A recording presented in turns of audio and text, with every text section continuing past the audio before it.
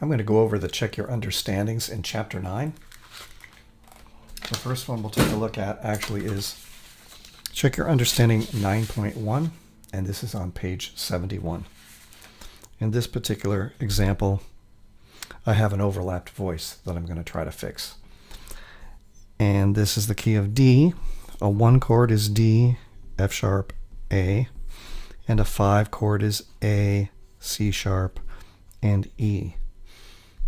Now notice that when I write the 5 chord, if I write the 1 chord first, the 5 chord is always going to be off of that pitch, that top pitch of the 1 chord. That's just a little trick for writing a 1 chord and a 5 chord. Notice the problem here is that the alto moved down to E, but E is lower than where the tenor was. And that is the definition of overlapped voices. So to fix this, you don't want the alto to actually go below F sharp. This is actually not a difficult example to fix. We're just going to use the normal doubling, and we should be able to fix this with no problem. I'm going to bring this example over just as written.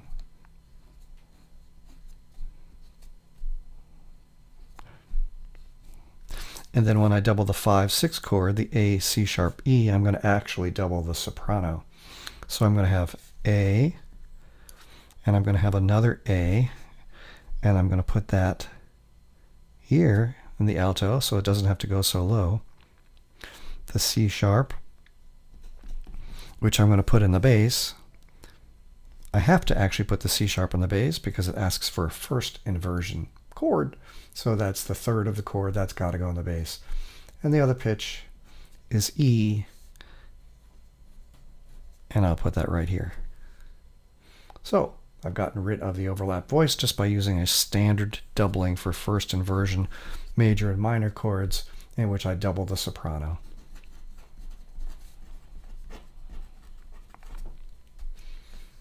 Let's try this one. I'm in the key of B flat, and I'm going to go from a 1 to a 5-6 to a 1. The B flat, the 1 chord is B flat, D, F. The 5 chord, remember the little trick? I can start on the F and write F, A, C. This is in first inversion, and that means that the A, the third, is in the bass. The normal doubling of a first inversion, major or minor triad is to double the soprano. So the soprano is C. Always do the doubling first before you do anything else. So I need to double the C. That's kind of far, but look at this one. The C is right there. I'm always looking for a close place from the previous chord to get to it. And so now I've got 2 C's. I've got an A. The only thing I don't have is F. And whoa, the F goes right there. That's a nice common tone. And notice I'm going right back to the same chord that I started with the same melody, so I can just voice it the same way I voiced this chord.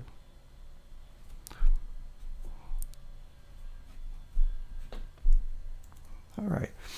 Now this one, I'm just going to anticipate that this one might be a little bit more difficult because I've got 2 first inversion chords in a row. And all I have to keep in mind is it might be difficult to double the same thing in both of those. Now there's double the soprano. So let's just go ahead and start it. This is G, so this is G, B, D. The 4 chord in the key of G, I just say 1, 2, 3, 4. That's C, E, G. Notice I'm doing these chords without reverting to music paper at this moment.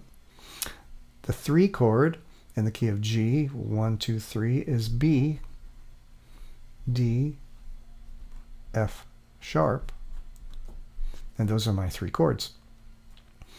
I'm going to start by just trying to do standard doubling. This is first inversion, major or minor triad. I'm going to double the soprano, which is C. That's going to have a hard time going to C, but this, the tenor, no problem. There's the C. So I've got the C doubled. I've got the E. All I need is G. Now just quickly, I'm going to show you, if I try to double the B here in this chord, which would be doubling of the soprano, I would have C going to B and C going to B, and that would be parallel octaves. So instead of doing that, I'm going to use an alternate doubling. One that usually works pretty well is take the bass and double it with an inner voice. So take the D and find another place for a D, perhaps right there. See how nice and smooth that is. And the only other note I need is F sharp. Okay, so as long as you anticipate the fact that you're going to have to use a different kind of doubling method when there are two first inversion chords in a row, you shouldn't have any trouble with that. Let's move on to check your understanding 9.3. This is on page 73. Now I've got a first inversion diminished triad. Remember, diminished triad should always be in first inversion, and don't double the soprano in diminished triads, double the bass. So, key of A flat. Now just to make sure that I get this right, I'm going to use a piece of scrap paper. So the key of A flat is 4 flats, and here's my 1 chord. And I could go 1, 2, 3, 4, 5, 6, 7, but you probably already know that the 7 chord is already or more easily written just by going one step lower. That's the 1 chord. That's the 7 diminished. A flat, C, E flat, G, B flat, D flat, taking the flats from the key signature. So I'm going to transfer this over here. That's my 7 chord, G, B flat, D flat, and there's my 1 chord, A flat, C, E flat. So first inversion means that I'm going to put the 3rd in the bass. I like to double that bass note because for diminished triads, put them in first inversion,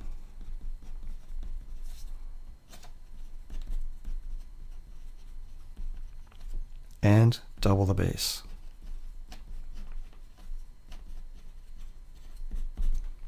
So let's go ahead and double the bass. Oh, look, it's already doubled. So we don't have to worry about that. Let's just fill in the other pitches. We've got a D flat, which we can put right here.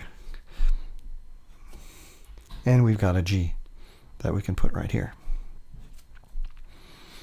Next, we're going to go to the 1 chord, and we're putting it in first inversion, which means that C, the 3rd, goes in the bass. And the standard doubling for a major or minor triad in first inversion is to double the soprano, the A flat. There's a nice place for an A flat. And the only other pitch I need is the E flat.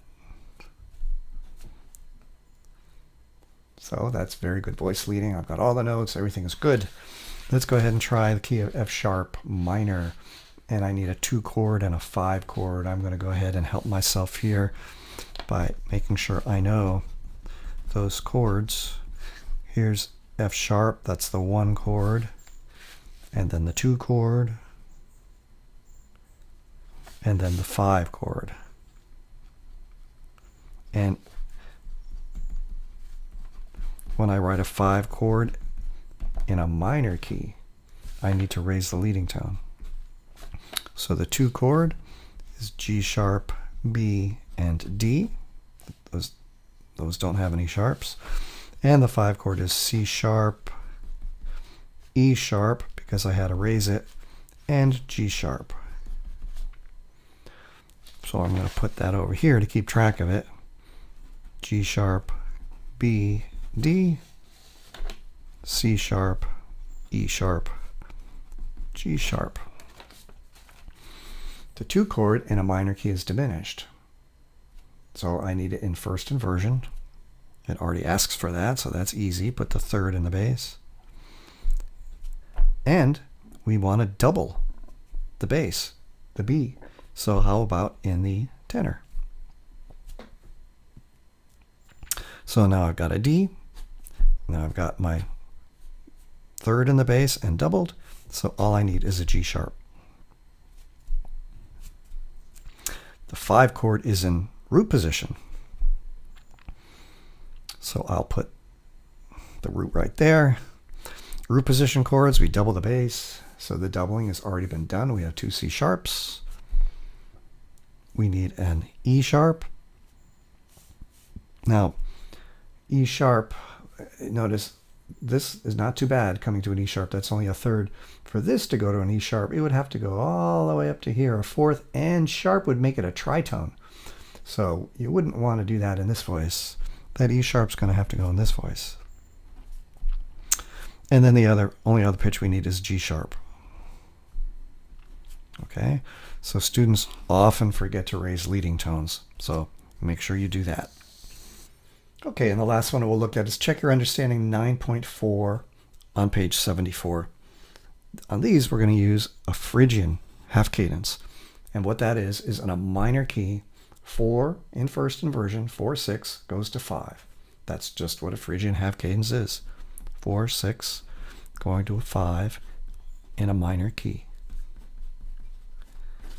All right, so if this is a minor key, I can look at the key signature of 2 flats, and I know that's the key signature of G minor.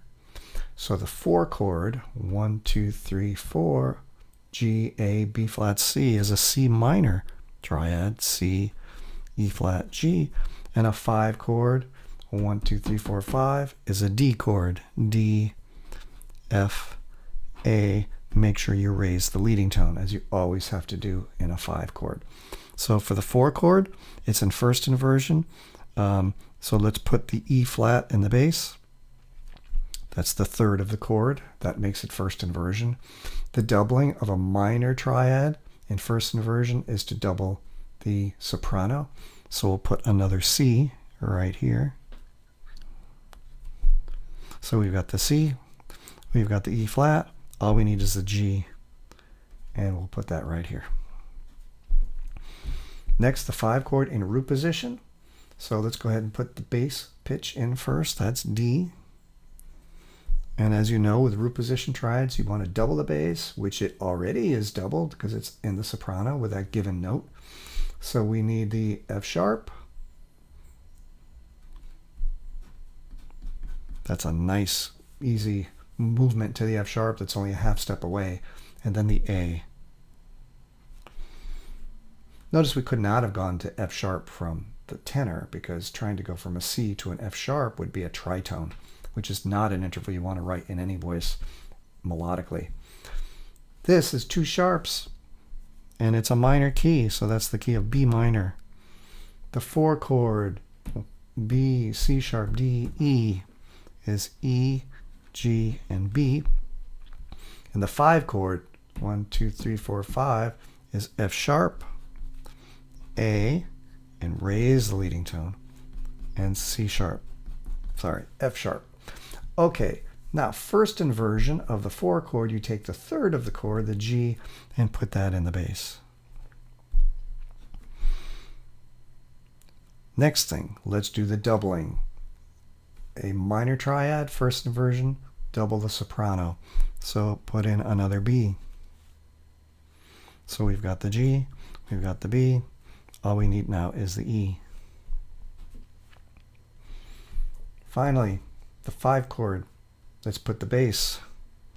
We'll put the root tone in the bass.